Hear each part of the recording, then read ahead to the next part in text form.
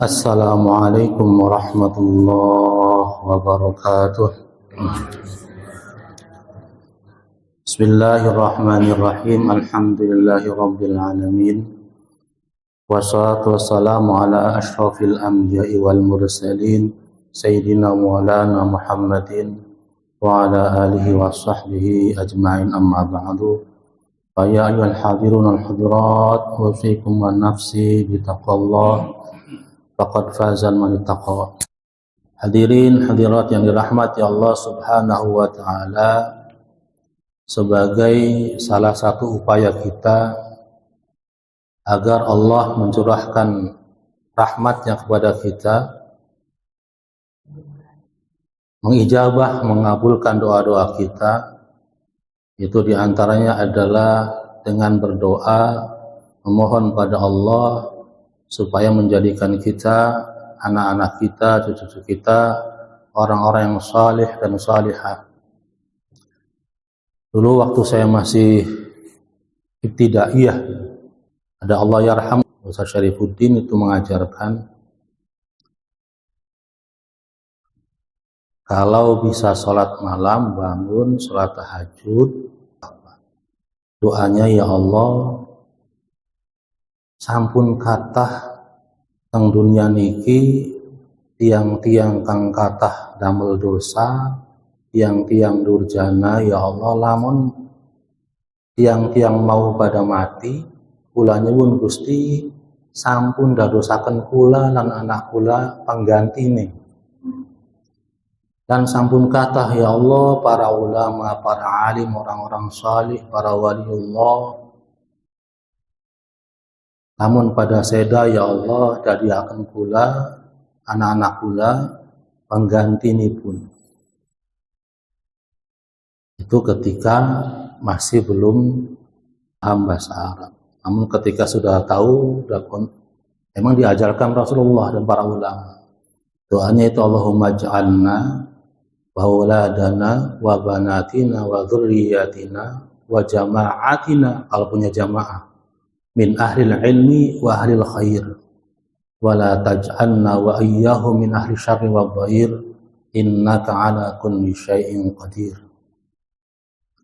Itu buat kalau berdoa sebagai imam. Allahumma ja'alna, ya Allah jadikanlah kami, wa auladana dan anak-anak kami, wa banatina dan putri-putri kami, wa azwajina dan istri-istri kami, wa dzurriyyatina dan keturunan-keturunan kami, wa jama'atina dan jamaah kami, min ahlil ilmi wa ahlil khair, jadikanlah sebagai orang-orang yang ahli ilmu dan ahli kebaikan.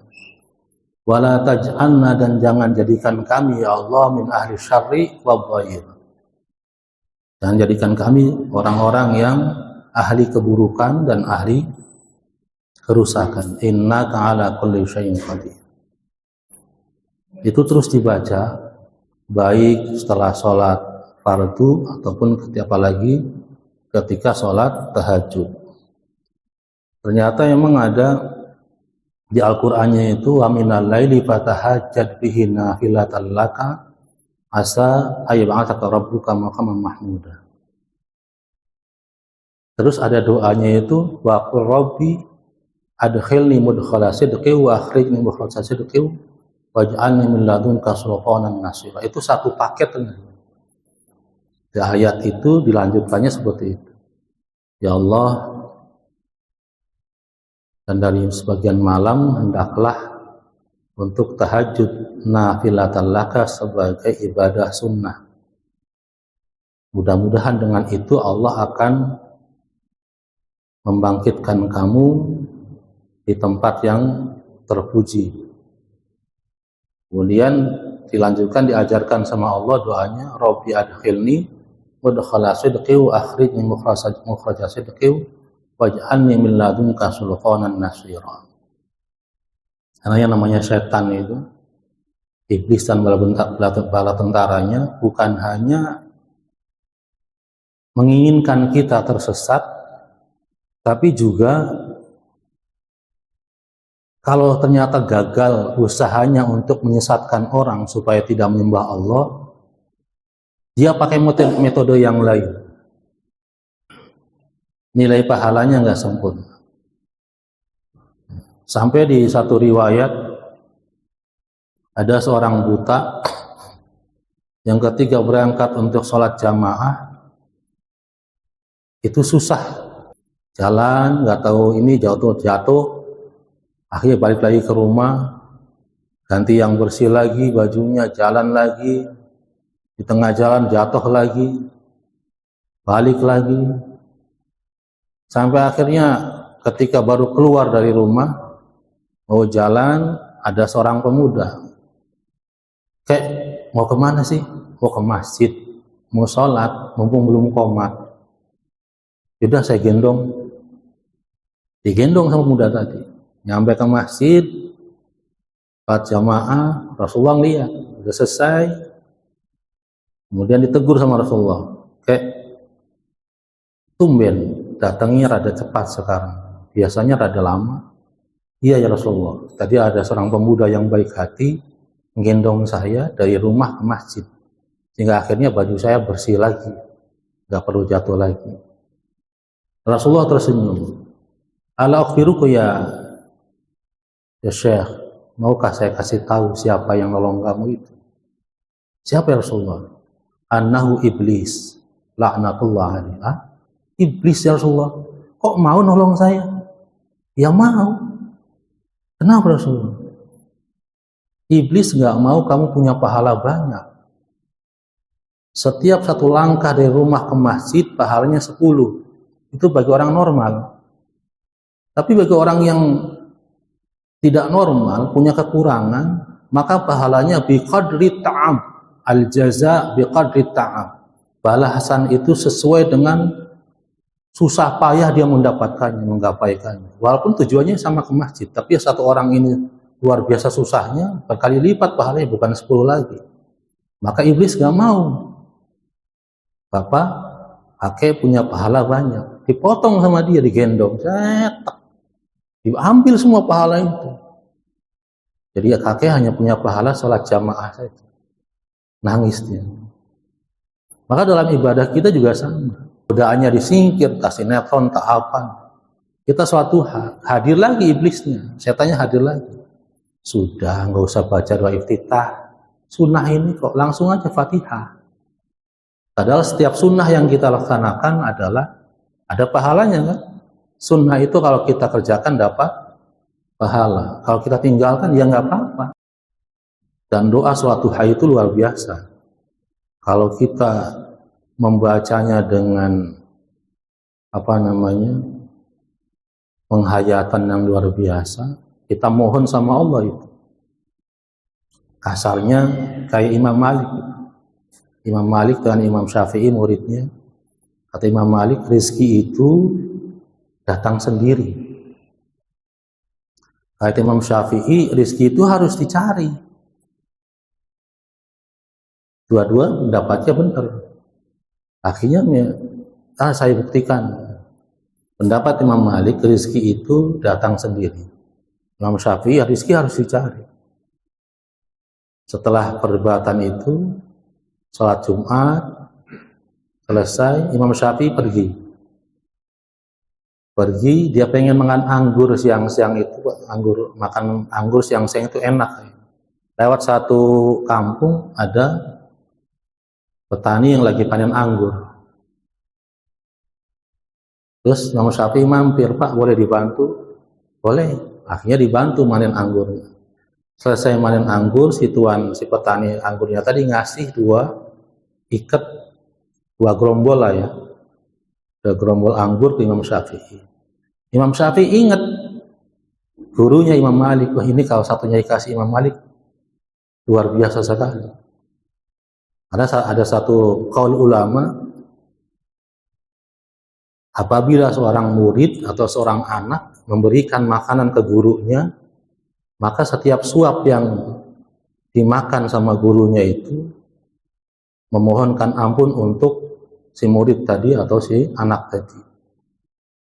Dibawalah ke hadapan Imam Malik sambil berkata, Assalamualaikum warahmatullahi wabarakatuh. Guru, ini ada anggur. Saya mendapatkannya dengan mencari, mendatangi petani anggur. Maka rezeki itu dicari.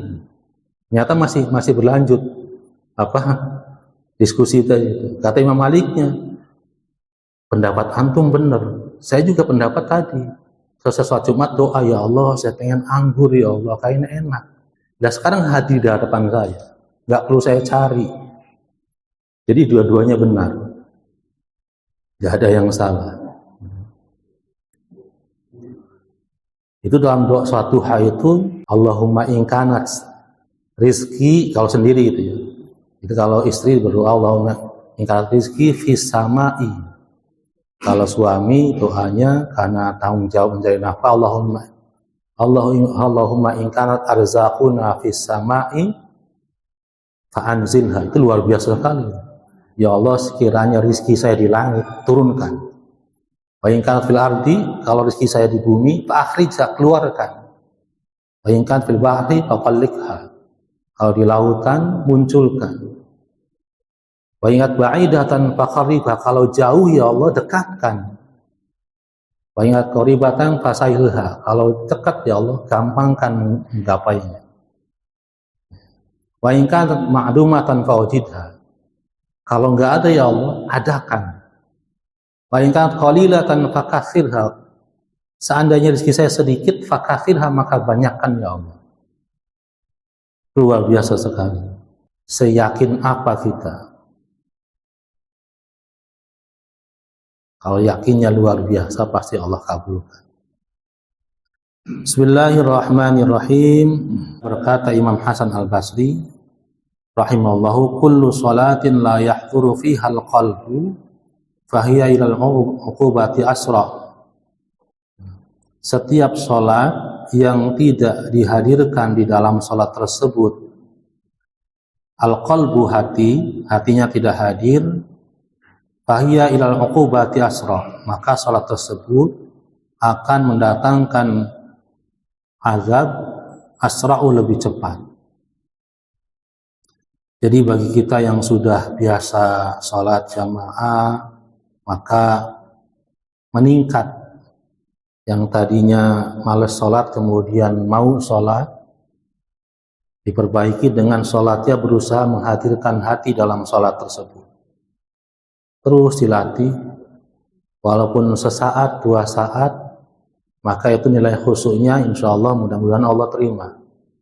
Karena kata Imam Hasan Al-Basri, setiap sholat yang tidak dihadirkan di dalam sholat tersebut, hatinya tidak hadir, maka sholat tersebut akan cepat sekali mengundang siksaan.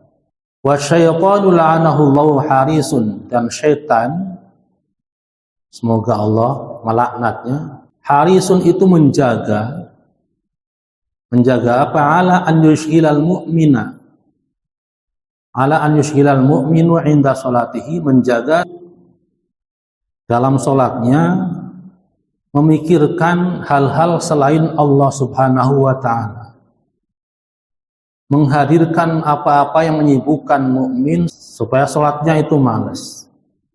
Sehingga dibukalah bagi seorang mukmin ketika dia mendirikan salat, apa yang dibuka adalah hawaij, hajat-hajat yang belum terpikir ketika masih waktu senggang.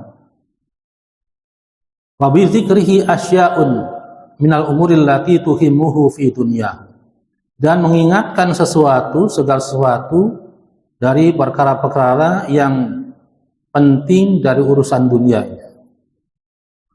Terkadang gitu, ketika kita santai itu, belum datang waktu sholat, nggak pengen apa-apa. Tukang cilok lewat juga lewat aja sudah. Ketika itu sudah dikalahkan, kemudian mulai mau sholat, wa bidzikrihi asya'un minal umuril lati tuhimmu fi dunya. Allahu Akbar, ingat. Sehingga akhirnya ketika sholat ya, hatinya nggak hadir, karena ingatnya kepada hal-hal yang ketika santai mah nggak keingetan, tapi ketika sholat setan hadirkan semua itu.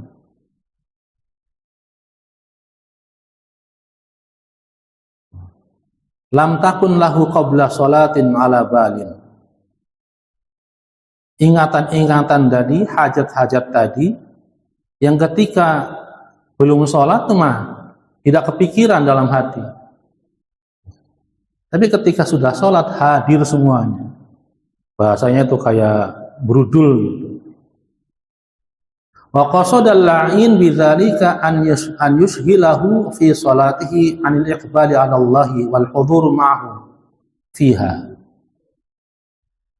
Dan yang terkutuk inginkan dari tadi, mengingatkan hal-hal yang tidak penting, mengingatkan hajat-hajat, mengingatkan sesuatu yang terlupa ketika kita sholat. Apa yang setan inginkan adalah an yushghilahu fi sholatihi anil iqbali 'ala Allah ta'ala wal hudhuru ma'ahu fiha.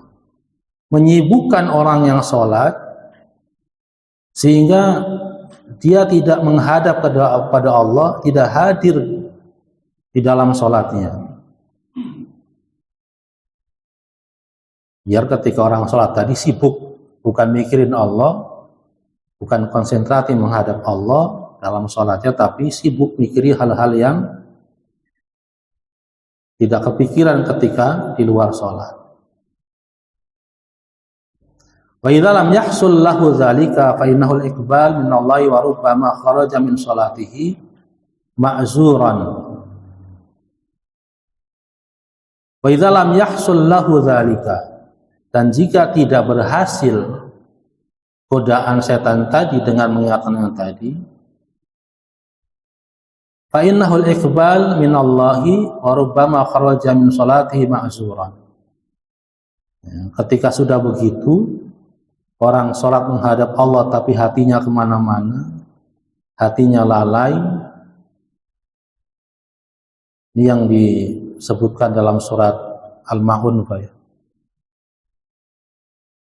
wa wailul lil musallin, celakalah bagi orang-orang yang sholat, alladzina hum an sholatihim sahun, yaitu orang-orang yang dalam sholatnya lupa. Ternyata sudah diperingatkan oleh Allah dalam surat Al-Ma'un. Kita sholat juga celaka. Kenapa bisa celaka? Karena dalam sholatnya kita lalai menghadap Allah. Sehingga tujuan setan itu, kalau sudah tidak hadir hatinya dalam sholat, maka kharaja min sholatihi ma'zuran. Bisa jadi sholatnya setelah selesai sholat, jadi dia malah mendapatkan dosa. Makanya diajarkan Rasulullah ketika selesai sholat istighfar tiga kali sebelum gerak sana kemari. Makanya hukumnya tidak boleh ketika selesai sholat salam kiri kanan kemudian salaman dengan jamaah yang lain, karena masih dalam rangkaian sholat. Habis sholat perintahnya adalah zikir. Maka diajarkan Rasulullah supaya sholat kita diterima. Mungkin dalam sholatnya ada bayang-bayang pikiran kemana-mana, dibacakan istighfar tiga kali. Astagfirullah, astagfirullah. Mohon ampun sama Allah kalau sholatnya tidak sempurna dan mohon diterima. Makanya masih konsentrasi ketika selesai salam tadi. Ulama mengajarkan lagi. Kenapa sih ada astagfirullahaladzim li wali walidayya wali ashabil huquqi wajibati alayya wali masyayikhina wali ikhwanina wali jamil muslimina wal muslimat wal mu'minina wal mu'minat al-ahyamin wal amwat. Itu istighfar yang diajarkan oleh para ulama. Rasulullah mengajarkan astaghfirullahaladzim alladzi la ilaha illa huwal hayyul qayyum wa atubu ilaih. Rasulullah itu pemimpin yang luar biasa, ingat sama umatnya. Ketika Isra Mi'raj kemudian mendapatkan perintah sholat, ketika kita tahiyat assalamu alayka ayyuhan nabiyyu wa rahmatullahi wa barakatuh. Allah yang mengucapkan lafaz itu. Keselamatan atasmu wahai Muhammad, wahai Nabi Muhammad. Nabi Muhammad balik lagi, assalamu alayna wa ala ibadillahi sholihin. Ya Allah, keselamatan untuk kami dan kepada hamba-hambamu yang saleh. Nah, ulama mengajarkan istighfar seperti itu. Kiai saya, guru saya begitu. Kalau istighfar jangan pelit, jangan buat diri sendiri. Nah, ketika baca istighfar tadi, astagfirullahaladzim li wali walidayya. Mohon ya Allah ampuni saya dan ampuni kedua orang tua saya. Wali ashabil huquqi wajibati alaiya. Dan ampuni juga orang-orang yang punya hak terhadap diri saya. Wali masyayikhina, dan untuk guru-guru saya ya Allah. Wali jamil muslimina wal muslimat, dan bagi semua orang-orang Islam baik laki-laki perempuan. Wal mu'minina wal mu'minat, dan bagi orang-orang mukmin baik laki-laki perempuan. Al ahya'i minhum wal amwat, baik yang masih hidup ataupun yang sudah mati. Luar biasa sekali. Istighfarnya bukan istighfar orang egois. Istighfar yang diajarkan para ulama yang berdasarkan pribadi Rasulullah Sallallahu Alaihi Wasallam. Tidak ingin selamat sendiri aja. Kalau bisa masuk surga, semuanya masuk surga. Jadi ketika selesai salam, istighfar dulu, zikir dulu, selesai zikir baru tuh muter. Sallallahu rabbuna ala nuril mubin. Itu mengharap supaya sholat kita diterima oleh Allah Subhanahu wa ta'ala.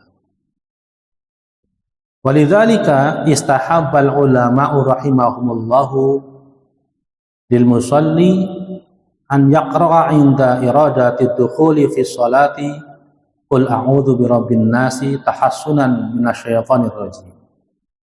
Oleh karena itu istahabbal ulama menyukai, menyenangi lil musalli, bagi orang salat, an yaqra'a, untuk membaca inda iradati dukhuli fi shalah, ketika ingin masuk melaksanakan salat, membaca qul a'udzu birabbin nas. Jadi para ulama mengajarkan ketika kita mau sholat, membaca surat An-Nas dulu.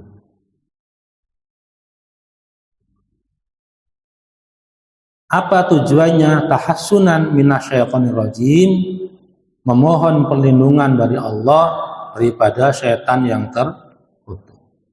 Maksudnya apa? Adalah tabarukan dengan surat An-Nas, mudah-mudahan dilindungi kita dari setan. Ada juga doa yang diajarkan lagi, Allahumma inni a'udzubika min hamazati syayatin wa a'udzubika ayyahdurun. Ya Allah, saya berlindung padamu daripada bisikan-bisikan setan, dan juga berlindung padamu supaya setan-setan itu tidak hadir. Wa yang bagi an la tudawi ma fi sholatika ala qiraati suratin makhsusatin ba'dal fatihati illa an warada syar'u fihi. Wa yang bagi, dan seyogianya jangan selalu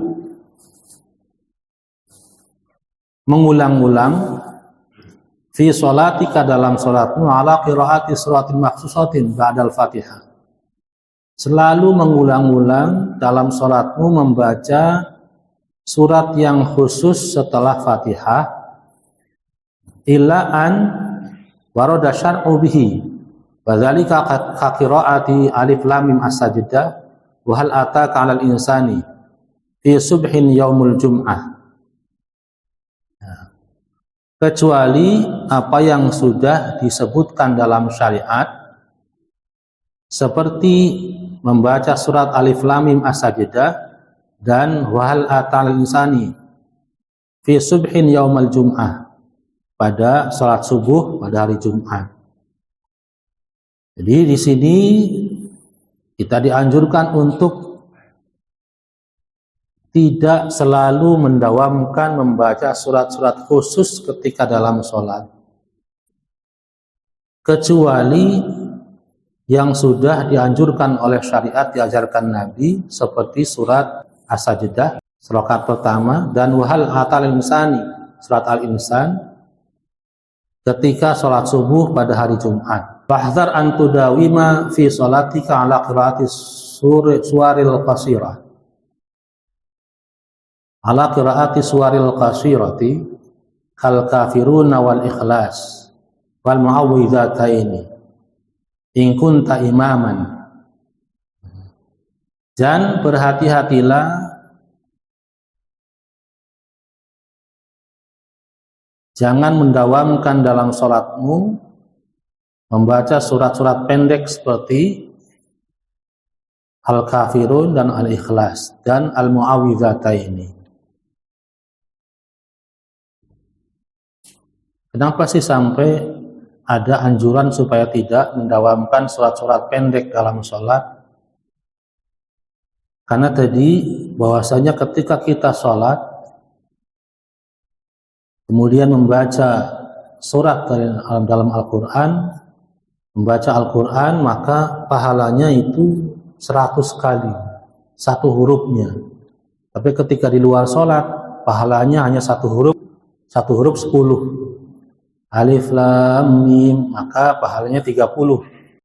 Jika engkau jadi imam, fa'inal masir fit takhfif mandub, maka ketika sholat meringankan bacaannya dalam sholat itu mandubun ilaihi, disunahkan. Sebagaimana hadis Mu'adz radhiyallahu anhu, bahwasanya Mu'adz radhiyallahu anhu ketika menjadi imam di satu kaum, faqala alaihim jiddan, maka sholatnya lama, panjang sekali, karena membaca suratnya panjang sekali. Fasyakahu rajulun minhum ila Rasulillah sallallahu alaihi wasallam, maka kemudian salah seorang lelaki mengadukannya kepada Rasulullah SAW. Ya Rasulullah, Mu'adz bin Jabal itu ketika menjadi imam suratnya panjang sekali. Apakah kamu ingin menjadi orang yang menyebar fitnah, wahai Mu'adz? Iqra bisabbihismal a'la wa syamsi wa duhaha wal laili idza yaghsha.